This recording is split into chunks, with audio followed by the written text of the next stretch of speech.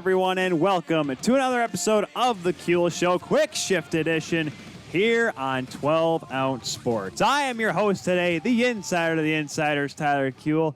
And guys, if you don't realize it yet, this may be the last Quick Shift Edition of TKS.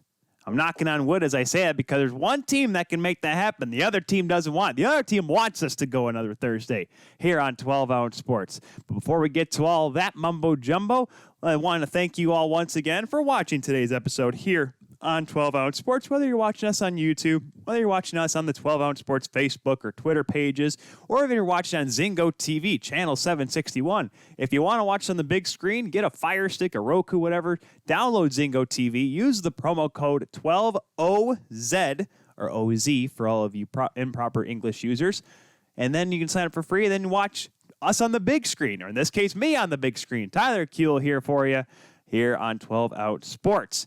We got a lot to get to today, but of course, make sure you, whenever you talk about this episode today, use the hashtag TKS right up there. It's on the right side now, because it's not like a mirror image. It's actually the correct way. It's right up there, right there. Yeah, I don't have to hit Alex in the face today for that. So use the hashtag TKS, follow us, and tweet at us or post at us, Facebook, Twitter, Instagram, at The Kuehl Show on all three of those platforms. And, of course, you know, if you're able to only watch part of this episode today, that's okay. The episode's going to be actually up in full later on tonight, hopefully, on our YouTube channel, The Kuehl Show on YouTube. Also, it'll be on our Instagram channel, IGTV. Since the show is only an hour long, it can go up there, the entirety of it, at The Kuehl Show on Instagram. Also, you can listen to it as well. Make sure you go to your favorite podcatcher, whether you listen to us on SoundCloud. Always forget SoundCloud to mention them.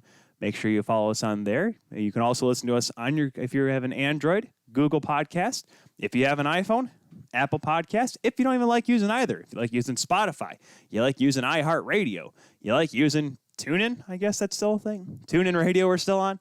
Make sure you can always listen to us too if you don't feel like watching. If you feel like you're just on the go, but you want to hear the best hockey content, and I say the best kind of, haphazardly, not really being honest, but you can do all of that and get your fill of The Kuehl Show, Quick Shift Edition.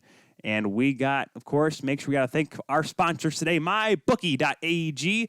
Football coming up this weekend. The NBA playoffs are still going on. Baseball is almost done, at least the regular season. And the Jays can possibly do it, guys. If they somehow beat the Yankees tonight, they can clinch a playoff spot. I repeat, the Blue Jays can make a playoff spot. I say that because, they're playing the Yankees, and it's either going to go one of two ways. The Jays will win by a lot, or the Yankees will win by a lot. It's never a close one. It's interesting, to say the least. But make sure you go on mybookie.ag and sign up using the promo code 12-Ounce Sports. Sign up for free. Bet on your favorite sports. Win and get paid using mybookie.ag. And, of course, Second String Leather Company up right above my right shoulder today. I'm so happy it's over here this time because it's on my side of the table, even though I'm, the only one here. So I guess it really doesn't matter which side of the table it's on today. But you know what I mean. Second String Leather Company, hashtag crafted from the crease. Whether you have, old pads that you want to get rid of, say your significant other is telling you, Tyler, you got to get rid of those old pads. You don't use them anymore. Well, use them for a good reason. Send them into Second String Leather Company. Tell them what you want made. Do you want a wallet with it, a bathroom bag with it, some keychains, coasters? Tell them what you want done with it, and guess what? They do it for you. Part of their custom program. All good stuff from Second String Leather Company. SecondStringLeather.com, hashtag crafted from the crease. And, of course, I would be remiss if I would totally forget about mentioning the fact that we have awesome merchandise. Look at this stuff. Look at this stuff, guys. And I probably always keep forgetting to mention it because I've realized when we have the podcast form, you listen to it, I say, look at this stuff. And then you're like, but Tyler, we're only listening. We're not. Okay. It's Teespring is where we go with our shirts. Teespring.com/store/The Kuehl Show. But between The Kuehl and Show, there's little dashes in there. So be sure to remember that. Of course, if you're listening to the episode, just make sure that you actually, if you check the information, the description in the episode, we'll have the link down there for you. So you can click on it and buy your TKS swag. We got all cool stuff. We got the logo. We got the TKS up here. We got the written out The Kuehl Show like you see on our banners. All sorts of cool stuff. So, what are we going to talk about today? Well, there's this thing going on called the Stanley Cup Final. We're 3 games in, and one team is halfway home in this series. The other team is looking a little bit out of sorts, at least compared to last night's game. We'll get to all that here in just a moment. Of course, we got some news. We got some teams saying that they're going to sign guys, some that are not going to sign guys, some that want to sign guys. Some guys say they don't want to get traded, but they may end up getting traded. Some teams that are in cap hell and some that have way too much cap because they won't sign guys. And we also have a trade to talk about, a trade. And then, yes, our last trade, our Kasperi Kapanen getting traded, but now we have another trade. And it does involve the Pittsburgh Penguins. So, I guess there's that. So, I guess Pittsburgh is staying active this offseason, which, this trade here may show that they're changing their ways a little bit. We'll get to that in the second half of today's show because we're going to start off today with the Stanley Cup Finals. Boy, oh boy. Listen, after game one, we were going into the show on Monday. I'm like, man, Dallas may do this thing despite my pick of Tampa. But then again, like I said, I've picked Tampa for well over a year now, so it's kind of hard to go back on it. But I wonder if, I'm like, man, Anton Khudobin may steal this thing. And game two happens. Tampa starts off strong. All right, well, okay. It was just a weird game to watch because we just finished up with our show. There was no scoring. It was seemed like for the longest time. Braden Point gets a goal, his 10th at the time. Andre Palat scores on the power play. All right, well, that's big because both the goals were on the power play. I'm like, man, it was just shocking because remember how Peyton said on Monday, they were 0 for their last 14, I believe the number was. Tampa's power play, despite having all these weapons, was just not able to capitalize. But then you get point scoring. Kind of a fluttery goal. Khudobin thought it was going to come over further to his right. He goes off angle. Weak shot, a fluttering shot by Point. They didn't get a whole lot of, but it worked. Because guess what? The puck went in the back of the net. It went in that 6x4 down there. That's all that Point needed. He's done that a few times these playoffs, if you haven't noticed. Andre Palat, my guy, Andre Palat, 9th of the playoffs. The 2-0, looking good. And then Kevin Shattenkirk throws a wrist shot from the point, a weak muffin, but somehow it made its way through everybody in front of it. Khudobin, he had no chance on that, guys. Come on now. Yet, it was a 3-0 game for Tampa. We're like, man, this is the Tampa team that we all came to see. This is going. Here we go. Tampa Bay Lightning, Stanley Cup champs. Even though they haven't won a game yet, and it's only been one period. And all of a sudden, hold on, Dallas is like, wait a second. We know what it's like to be outmatched. Here's what we do. We send what used to be Captain America Joe Pavelski at him. He scores his 10th on the power play early in the second, make it a 2-goal game. And then we just send in some random guy that no one really knows about and doesn't really score a whole lot. That's Matthias Janmark in this case, tipping in a shot. And it's 3-2. And let me tell you, things got a little uneasy there in that second period. Dallas just took over. You saw how Tampa just let off the gas entirely. And I say this, guys. You guys remember the game one in 2019 first round last year between them and Columbus? 3-0 lead. Who came back and won 4 straight? Well, won that game and the 3 after. The Columbus Blue Jackets. This team has had a history of letting their foot off the gas and letting the other team come back in the game and end up winning. But they make it through. Vasilevsky makes a couple big saves there towards the end of the period, keeping the game 1-goal margin. It goes into the third period. And then Tampa, I don't know if it was John Cooper, I don't know who stepped up in that locker room and said, not tonight. Because they shut the door down. They shut the door down. They shut the door and broke Dallas's offense down. I think Dallas had less than 10 shots in that third period. The Bolts played a perfectly solid defensive game in that third period, end up coming away with the win.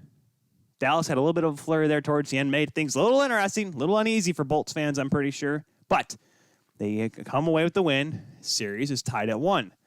Okay. All right. This is interesting now. It's a 1-1 series. You don't know what's going to happen because now it's all brand new. Tampa's got the momentum, but Dallas still has Khudobin. And they were able to show their resiliency by almost coming back despite falling down by a lot in that first period. And then game 2. I'm sitting there, it's Tuesday. It was a Wednesday night. And I didn't have to work at all. Just got a text message from somebody. Hopefully it's not because I'm ugly. Well, that's true, but... oh my gosh. It was Kelly. There are 2 newfies at there's 2 newfies at the dog. She's with Wixie right now at the dog park, and there's 2 newfies there.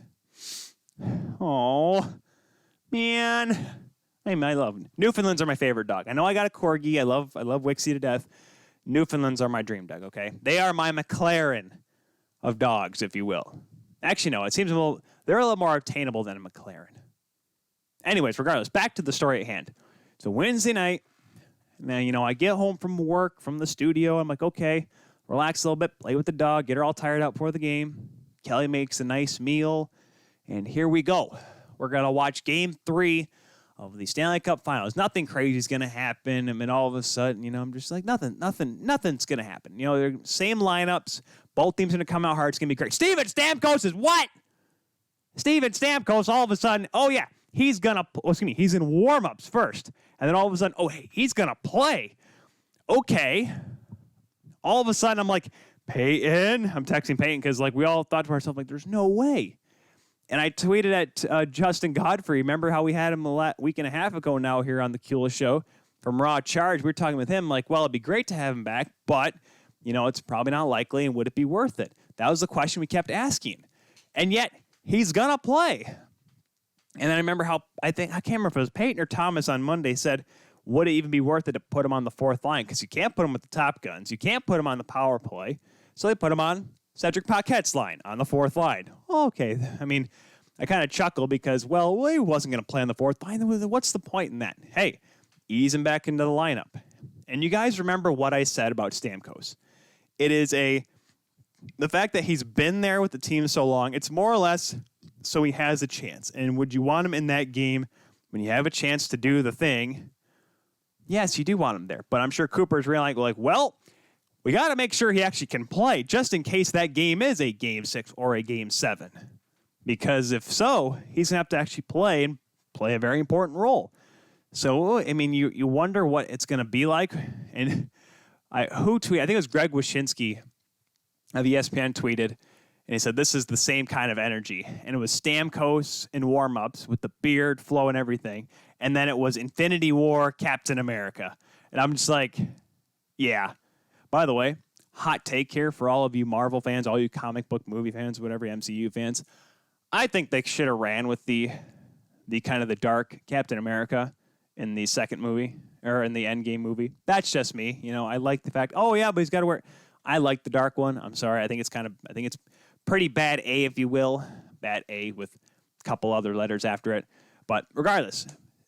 And then people are all like, but don't forget, didn't Thanos kill half of the people still when he was like that? I'm like, okay, maybe this won't go well for Tampa. Maybe he'll be out there and he'll be a liability. But anyways, the game starts, and boy, I don't want to say deja vu is the word to use here, because it wasn't exactly deja vu, but Miro Heiskanen, and we asked the question on Monday, has he been tailing off? And yes, he had a lot of points in that Calgary series, but he's still a very good player. And then just weak play in the neutral zone, throws a blind pass across the neutral zone, and Kucherov's like, Christmas already? And he's just slowly going in and then puts it by Khudobin. Oh, by the way, that's his 7th goal of the playoffs as well. I think, if I'm not mistaken, at this point, he does lead the playoffs in scoring. Yes, he has 30 points in these playoffs. It's pretty good. He's got 23 assists, which leads all forwards. However, his 7th goal puts Tampa up by a score of 1-0. Just an awful giveaway by Miro Heiskanen. This is a guy that has shown time and time again that he can be extraordinary. And I say, man, he looks like the number 4. And a guy by the name of Robert Orr. And he did try spinorama there like Bobby Orr sometimes does. That was the wrong kind of spinorama, though, there, Miro. That was kind of a bad arama. Bad arama. Yeah, make that a thing. And just Kucherov just this is too easy. As soon as he catches that pass, I'm like, what's Khudobin supposed to do? But then, the game's kind of going along okay. And, all right, it's 1-0 Tampa. Everything's got to be going good, right? And, okay, hey, Stamkos is out there. Cool, all right, he's out there. Okay, he's out there again. Nice, all right, cool. He's out there again. That's pretty neat, guys. Okay, he got a touch on the puck there. He goes, oh, my gosh, here you go. Oh, my gosh, he scored! Steven Stamkos scores a goal! Holy cow!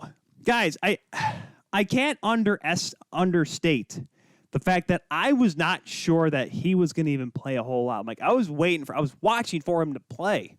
And every time he's out there, I'm like, okay, that's pretty unique. And I'm like, all right, that's good. He's out there getting some ice time. But I was like, I just wondered if it was actually going to happen or what he was going to do. Because, I mean, I didn't think he was going to be a big-time player.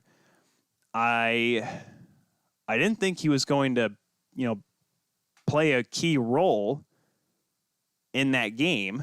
Sorry, I thought there was something about a funny play or a funny record that Stamkos had. I'll have to look it up later.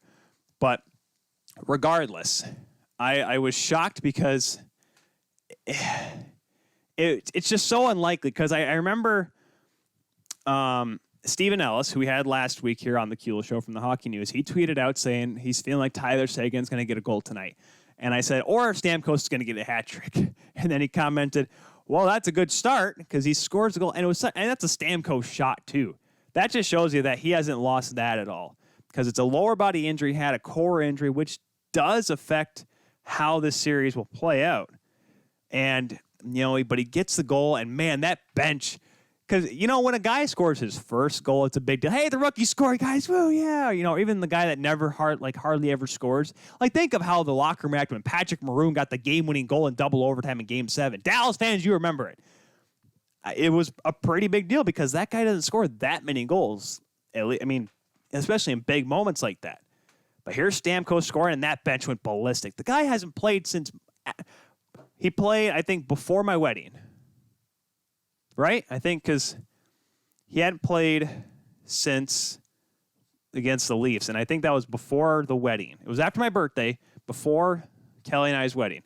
That's how long it's been since he's played. And it was crazy. And I was like shocked that he was even going, and then next thing you know, he didn't come back.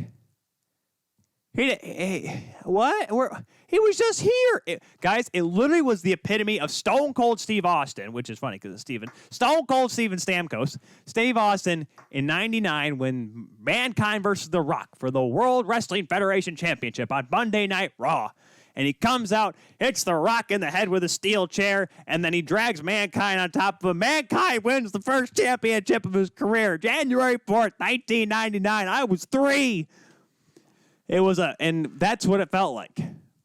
Steve Austin, not at Raw the entire night, doing nothing important. All of a sudden, bang, helps Mankind. Stamkos doesn't do a whole lot and scores, and then he leaves. Obviously, it has to be something with the possibly re-aggravating the injury, or that was the plan. That was the plan to see if he can actually go, if he can show that he can play, if he can play enough that if that day comes, that he can be in the lineup, and if he has to go out there, he can. He may not go above the fourth line this entire series. And I'm sure Stamkos understands that as well. Which takes us to one of our questions, our hashtag AskTKS, which you can always do before our shows, even if you jump in the comments as well or the chat. Cornerstone Capper, one of our shows here we have on 12 Ounce Sports, talks about all sorts of stuff. He asks the question, will Stamkos play again in this series? And Capper, to what I say to that is if the Tampa Bay Lightning are on the verge of winning. And because it's different. It's because this would be his first cup. He has been with the franchise now for 13 years. Don't forget, he was drafted in 2007, right? I think he was drafted in 07 because Hedman was 06.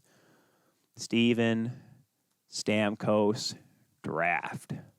He was drafted in, 12 years.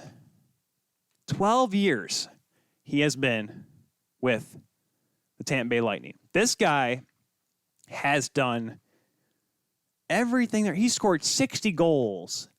He has been a World Cup of Hockey champion, world champion. Not a gold medalist, Olympic gold medalist, I know, but that's neither here nor there. But he's been such a key part of that franchise for so long.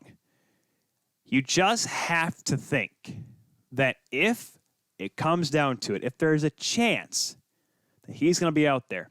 Now, a lot of people remember the 2001 Colorado Avalanche Cup. Peter Forsberg, remember, blew out his spleen and didn't play the rest of those playoffs. He came out just wearing a sweater, and it was at the end. Of course, that was the Raymond Bourque Cup year. I wonder, honestly, but here's the difference, though. Peter Forsberg, they won the Cup in 96. It wasn't like his first Cup ever. And, of course, you blew out a spleen. If you take a hit, you're almost – it's not good. But yet, this is – and, like, if Stamkos can – if he's, like, 60%, he's going to go. It's so crazy. It's funny because Steve Yzerman had all those knee problems. Steve Yzerman had all those injuries, and he was able to fight through them. But those were the days where you could do that. Everyone is such a high peak athleticism and physicality and speed that if you slip up just a little bit, you get burned way too easily. And you know what? I mean, God bless Stamkos, but he's not at that point where he can play top minutes. But if it came down to it, if they're 60 minutes away from winning that gosh darn thing, I'm still knocking on wood for you Tampa fans and my pick as well. You got to go. You got to go with him. You got to put him in the lineup. I know you like the 11-7, Cooper, but for the sake of your captain, for the sake of, listen, I know these playoffs have been Point, Kucherov, Hedman, Vasilevsky. Those have been your guys. But Stamkos has been there. Hedman is the only guy on that team that's been through more snot than Steven Stamkos. And by more snot, I mean a whole season. That guy those two guys, if there's any two guys that get the cup first, they knock on wood again, Stamkos and Hedman. There's no other reason it should be any other order. Because Stamkos is your captain, and Hedman's been there the longest. It's just this perfect story if you can do it. I don't expect him to play tomorrow night. I don't expect him to play on Saturday. Because it's incredibly difficult to look at it in the fact that, you may see, I say he won't play Friday or Saturday because he only played like 3 minutes last night. You could tell he's not all there. He had that one good burst of energy. He got the adrenaline pumping on that one shift, and that's what sent him the speed, and that's what gave him the shot. He can't do it for a full night's work, even on a fourth line type schedule. If you were to play him, you'd want to play him in the back-to-back where you're going to have a little bit more fatigue amongst your players. That I understand, but that's why Cooper likes to go with the 7 defensemen, because obviously defense is what Tampa needs in order to win this series. So, long story short, yes. But Tampa's got to win one more game for that to happen. Hey, you're right. If Tampa does win tomorrow night, then you're right. Stamkos will be in the lineup on Saturday. 100%. If they lose tomorrow night, they win Saturday, Monday night, you're darn right Stamkos can be in the lineup. And you're darn right, if Game 7 comes around on Wednesday, guess what? He'll gosh darn be in the lineup. Because the NHL. Just crazy, isn't it? It's fun. It is fun indeed. Rest of the game, here's how it went. Well, looking at that, just one big thing, you would think, man, because that first period, Dallas actually outplayed the Lightning. They outshot them 16-8 in that first period. Jason Dickinson scoring his second of the playoffs, I think it was. Scoring his second in the playoffs, making a 1-goal game. A nice one-timer that beat Vasilevsky. And I think it was like 15-5 or 16-5 at one point. Like, at that point of the Stamkos goal, Dallas was still controlling the play. And then the second period happened.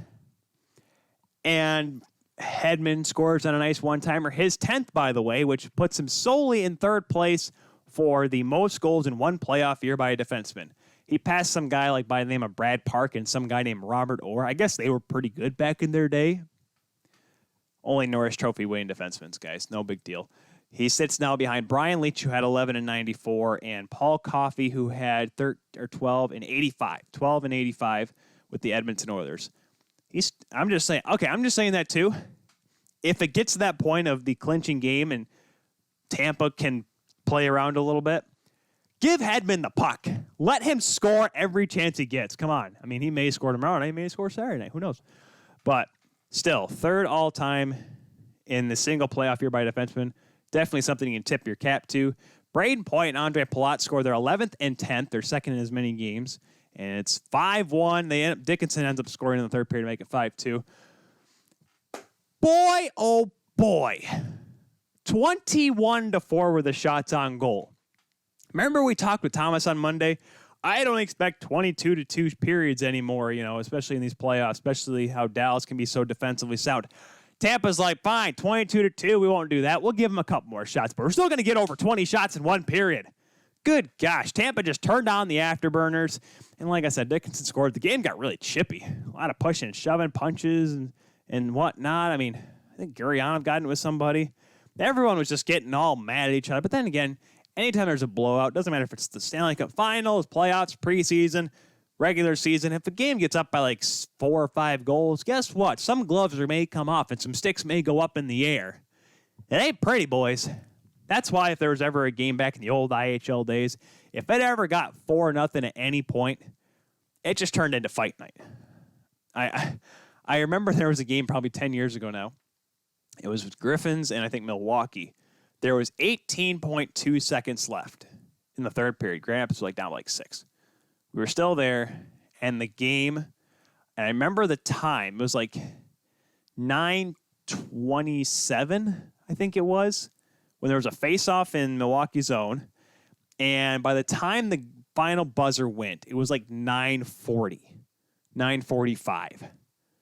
There were 5 or 6 fights in that last 18 seconds. It's ridiculous that way. Then again, they started making rules after that. So if you fight the last 5 minutes, you get suspended. At least they do in the junior ranks. Anyways, Tampa does win 5-2. 2 in a row, back-to-back. They go into Friday night with a chance to take a stranglehold on this series. They have guys, there's a possibility, like I said, there's a possibility that this may be the last quick shift edition here of the TKS. Do I want it to be? No, because I like doing these shows. These are fun. But I know as soon as the season's over, it ain't going to matter. So I wonder if it's possible for Tampa to do this. Number one, if they win tomorrow night, I don't see how Dallas can come back.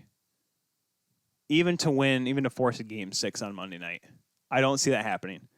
Just because, think of it this way, you're so down and so tired. Because Dallas was a team that blew a 3-1 lead.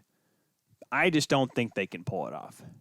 So if Tampa wins tomorrow night, then yes, I say the series done on Saturday night. I'll be watching the game. Kelly will be working, unfortunately. And Monday will be our celebration.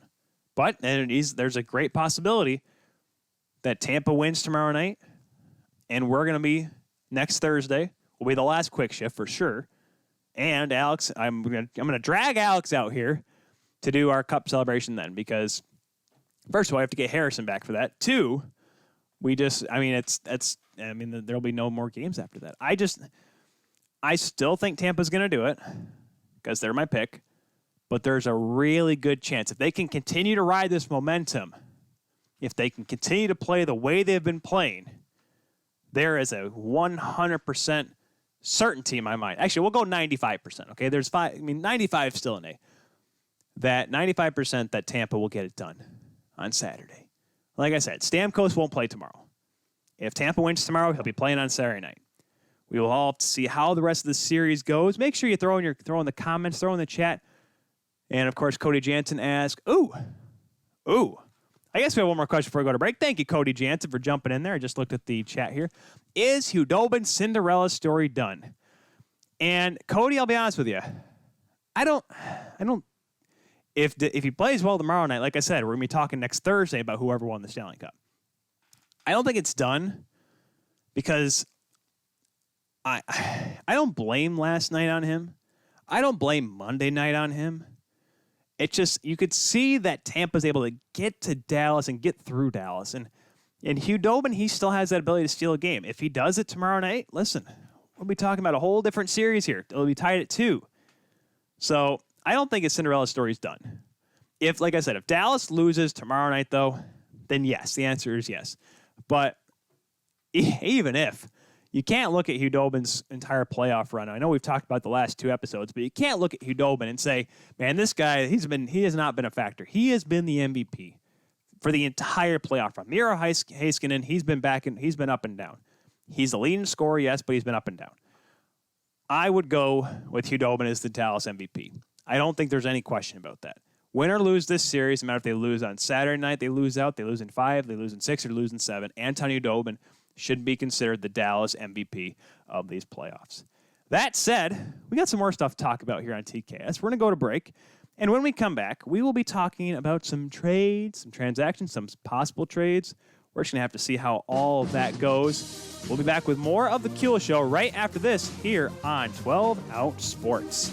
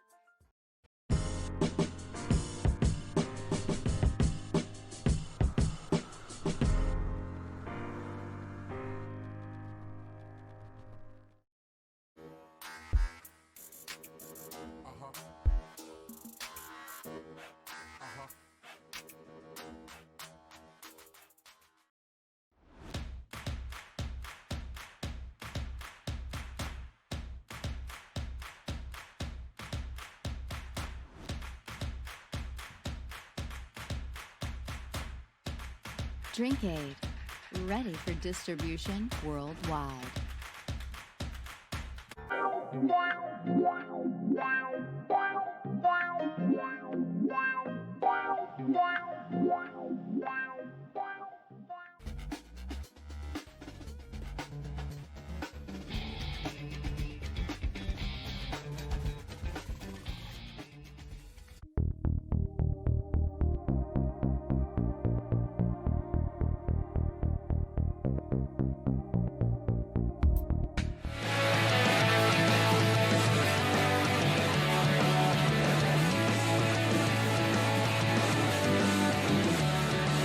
And welcome back, everyone, to the Kuehl Show here on 12 Ounce Sports Quick Shift Edition.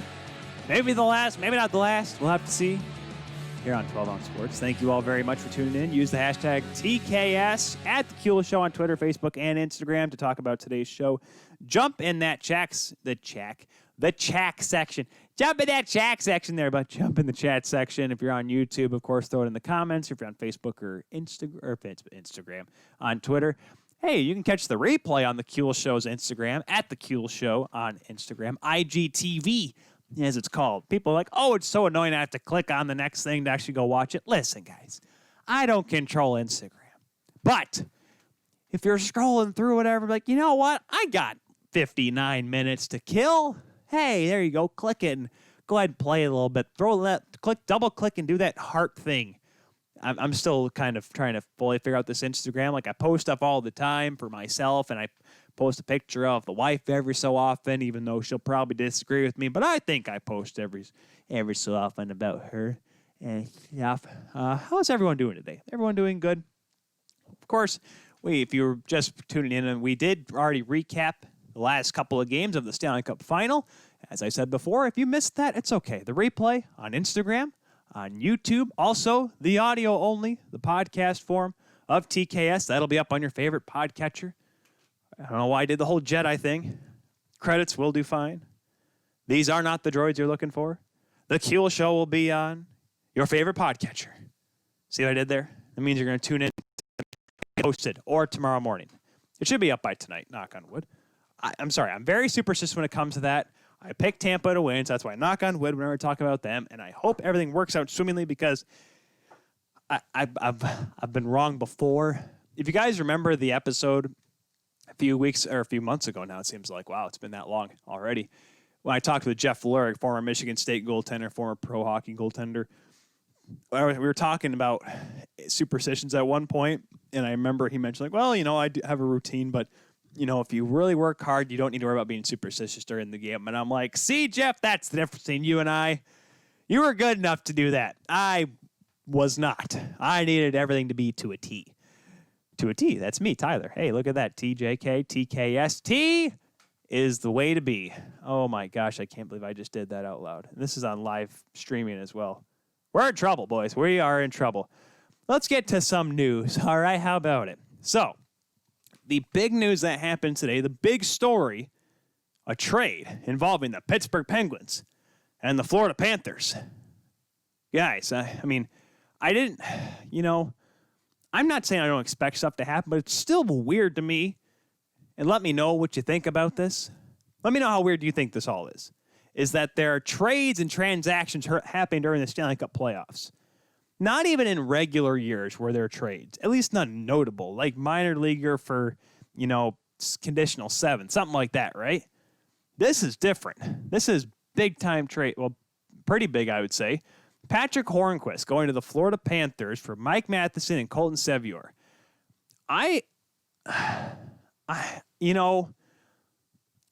When Jim Rutherford made that trade for Kasperi Kapanen earlier on, I was like, okay, maybe they're just trying to retool and get a little bit better. Hey, they got the guy they drafted for so long ago. They gave him up for Phil Kessel. It worked out. That's 2 Stanley Cups, remember? But now they get him back. I'm like, okay, they're trying to stay strong, stay competitive.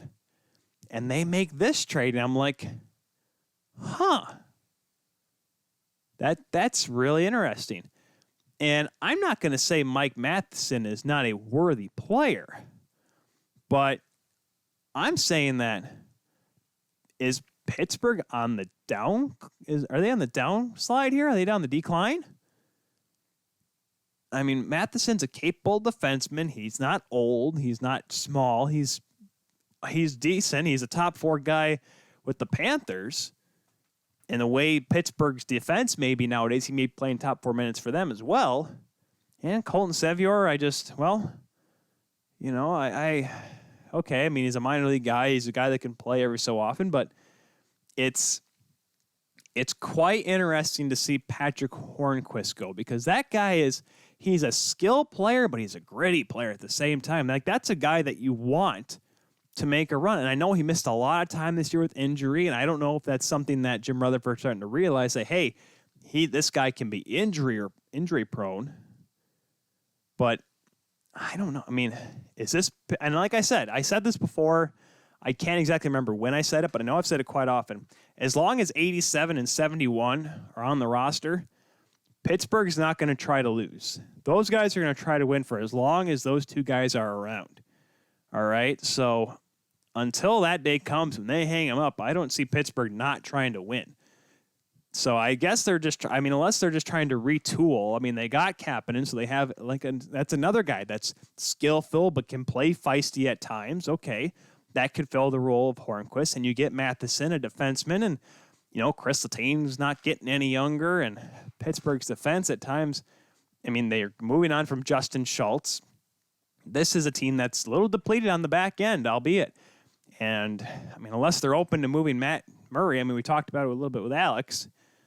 There's options for Pittsburgh to get better, but obviously they realize that they don't need the forwards anymore. It's not the forwards they have the problem with. It's the defense and the goaltending. So maybe watch Jim Rutherford try to get better back there.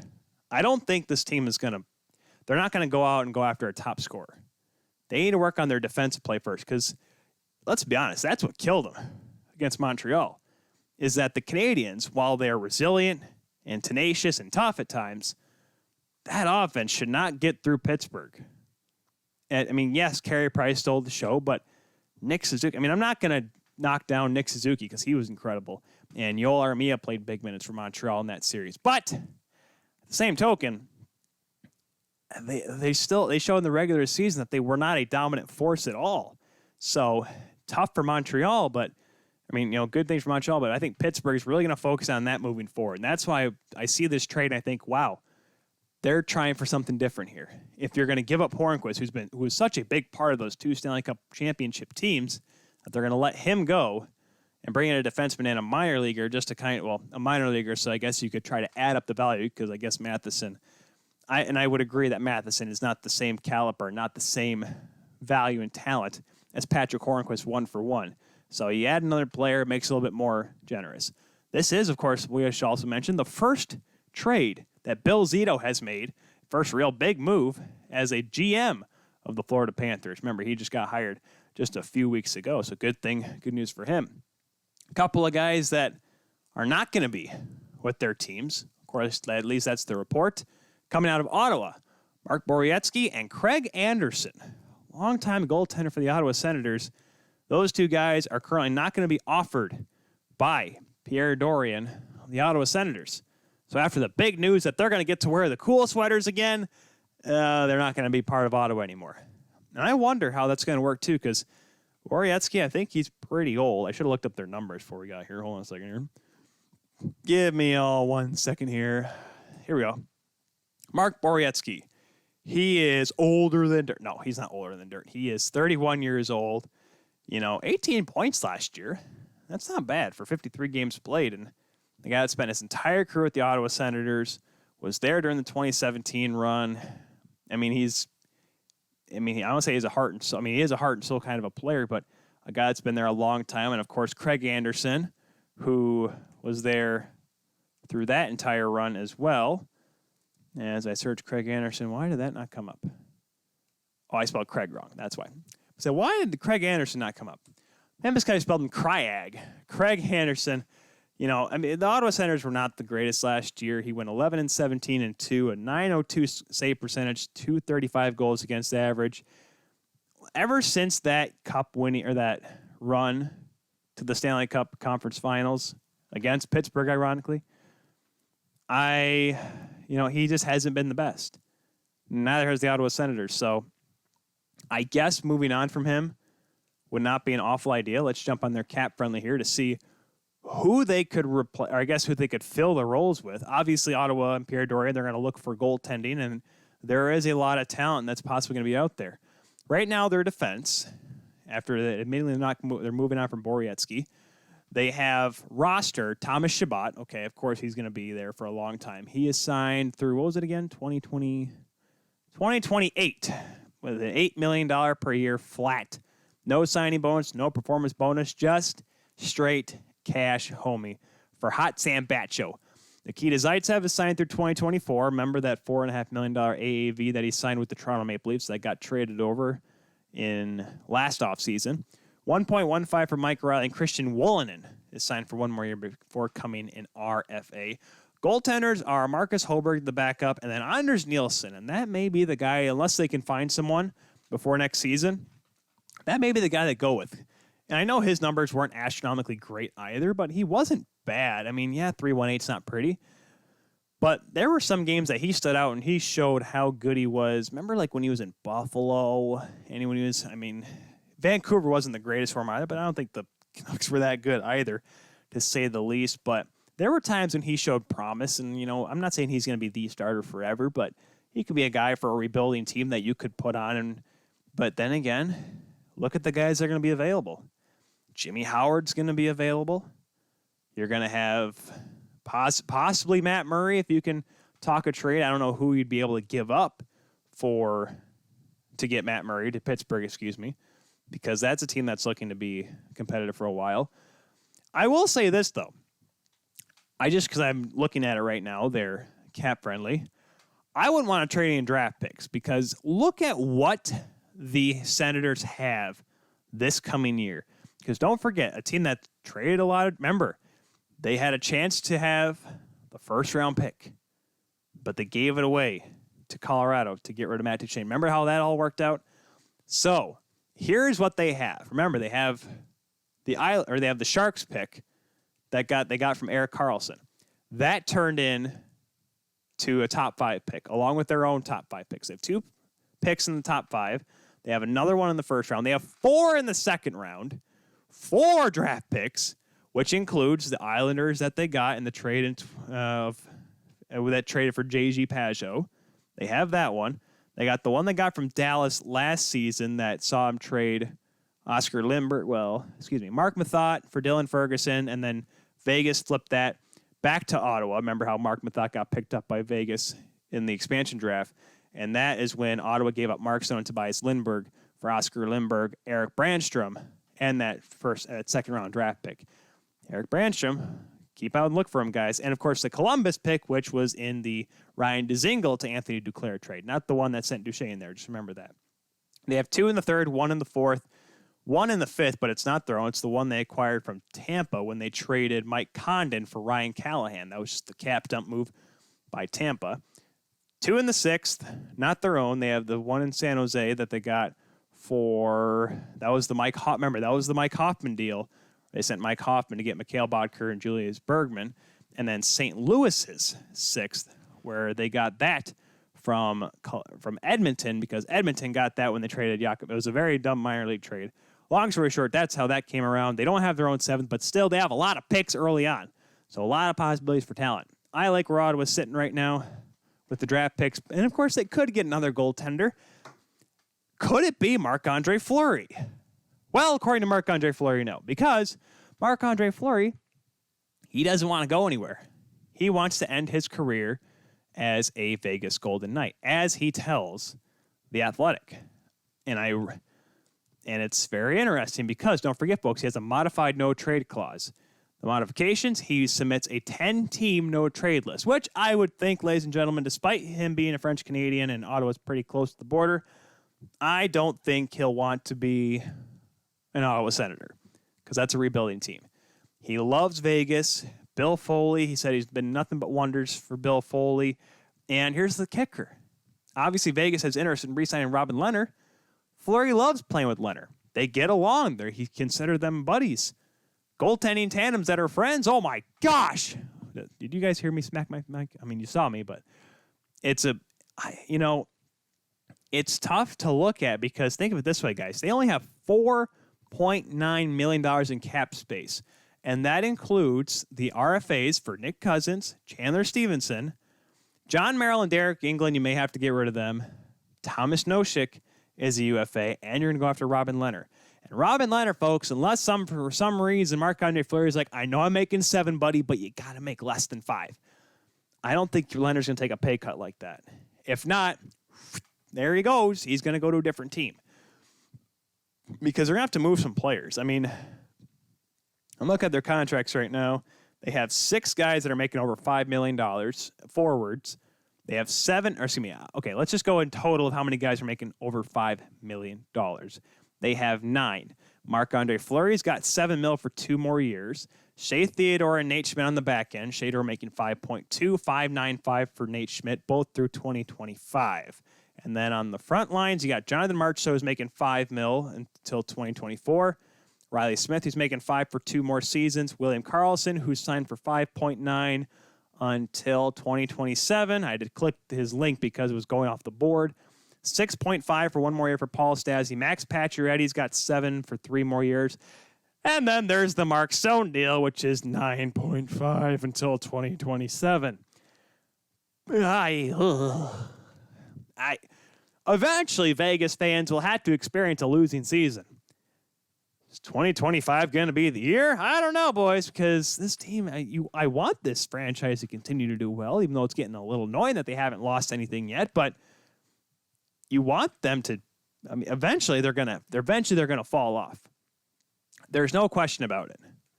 Eventually they're going to tail off, and Marc-Andre Fleury may have to be the guy that gets moved. But here's the thing. He actually has to he has to waive his modified no-trade clause. Because he can say, I don't want to go to these 10 teams. And then somehow, Kelly McCrimmon's going to have to be like, all right, where else can we move him? Because he's going to want to go to a good team. But with a flat cap right now, no one's going to take on a $7 million goaltender unless they know he's going to be their starter. where is he going to be the starter for a team that's going to be competitive? Where? Unless for some reason, and I'm just going to look at their space before I say anything, because remember Alex mentioned him on Monday. I almost punched him. I'm scrolling, just clicking. Well, they only have $6 million. I was looking at Pittsburgh for Alex's sake. They only have a little over $6 million in cap space. And looking at their RFAs, Murray and Yari are both RFAs. So maybe not Pittsburgh. Anyways, I just had to look again to make sure that there was not a possibility. But regardless, it'll be interesting to see what happens with Fleury, even though he wants to stay in Vegas. Because you hope he does. The franchise, the city loves Marc-Andre Fleury. They're happy that Leonard played well, but Fleury became a fan favorite instantly. Fans took to him like Pittsburgh took to him. And yes, Vegas fans haven't quite been able to see Marc-Andre Fleury's real downfall as they saw in Pittsburgh. Because don't forget, 2018 they go to the final. 2019 they get screwed. 2020, Robin Leonard stole the job from him. They've not seen the bad Marc-Andre Fleury. And by the bad of Marc-Andre Fleury, I mean the Marc-Andre Fleury that chokes in the playoffs. That's what I mean with the Vegas Golden Knights fans. I guess staying west, Bob Bogner is going to return as the head coach of the San Jose Sharks. He'll remain the bench boss. Remember, he took over after Pete DeBoer got fired, and then Pete DeBoer got hired by the Knights, and the Knights went to the conference. Anyways, Bob Bogner getting an opportunity. Yeah, I mean, the team's not going to be that good anyways, so let the guy get some coaching experience in him. I'm pretty sure Doug Wilson realizes the writing's on the wall. This team's not going to be that good. So I say give the guy a year, let him get some experience in. If it doesn't go well, it doesn't go well. Dallas Aiken's sitting somewhere and be like, I got my opportunity, and now look where he's coaching again. A bad team in the West. Hey! Poor Dallas Aikens. Great minor league coach. Not the best in the NHL. Last order of business before we wrap things up here on this quick shift edition of TKS. NHL has released their off-season training protocols. Chris Johnson on Twitter tweeted out today, quote, NHL teams will be permitted to reopen their training facilities to players for voluntary workouts as of October the 15th. A maximum of 12 players can be on the ice at the same time. So pretty much means a week or so, a couple weeks after the Stanley Cup Finals, they can start skating again. Which, obviously they're going to try to have the open mind, but there is a chance they really want to try to get it in before January. We talked about it with Gary Bettman. Or not with Gary Bettman, about what Gary Bettman said on Monday with Alex. Geez, we had Gary Bettman on the show. Boy, hopefully he doesn't look at the old episodes because, hey, that's me, Tyler right there, Tyler Kuehl. Hey, look at me go. But, just it's interesting that they're already announcing when they're going to come back. I mean, then again, I knew players that would come back, the season would end in, May in the AHL, and, by the end of June, we're back on the ice. So it's not rare that teams will come back so fast. Especially, think of it this way. Think of the teams that haven't played since the pause. So your Ottawas, your Buffaloes, all your California teams. And, of course, you're considering Detroit. Did I say Buffalo? Ottawa. Buffalo, Ottawa, Detroit. Come on, Tyler. Simple math. Buffalo, Ottawa, Detroit. California teams. Who am I missing here? Guys, who am I missing? I'm missing a team. Who else was it? New Jersey. Thank you, New Jersey. It seemed like there was another team somewhere. I'm like, there had to have been in the East. Yeah, so New Jersey, Ottawa, Buffalo, Detroit, and LA, San Jose, and Anaheim have not skated in about 7 months. So then I'm pretty sure I'll be like, October 15th, hey, that's when they would start the season normally. Get them on the ice. There you go. So it'll be interesting to see how all that goes. So I think that's just about good enough here for this week's episode of the Kuehl Show Quick Shift Edition. Like I said before, folks, it may be the last Quick Shift Edition here for this season because we're only going to go to once a week, obviously, for the off season, and only once a week once the season starts back up, whenever it does. Obviously, the playoffs are a little bit more important, so that's why we had such extended coverage. If so, thank you very much. If not, well, next Thursday we'll be sipping champagne. Will we? I could sip champagne. It's 12-ounce sports. We can do that, right? Oh, we'll have to all wait and see. Game 4 tomorrow night. 8 o'clock puck drop Eastern Standard Time, 6 o'clock local time in Edmonton. Game 5 on Saturday, I think, should be the exact same time as well. I'm just checking here to make sure. Yep. 8 o'clock for both games, Friday and Saturday, with Monday and Wednesday being 6 and 7 if necessary. Folks, thank you very much for watching this week's episode of The Kuehl Show. Here, a quick shift edition here on 12 Ounce Sports. And of course, once again, if you were not able to watch the entire episode, that's totally okay. Just make sure you check out the replay tomorrow. Make sure you tell us what you think. Use the hashtag TKS at The Kuehl Show on Twitter, Facebook, and Instagram. Follow us and have a good chat with us. And we'll tell you what we think as well of your comments, even though it'll be fun. Profits is next here on 12 Ounce Sports. See you all Monday. Goodbye.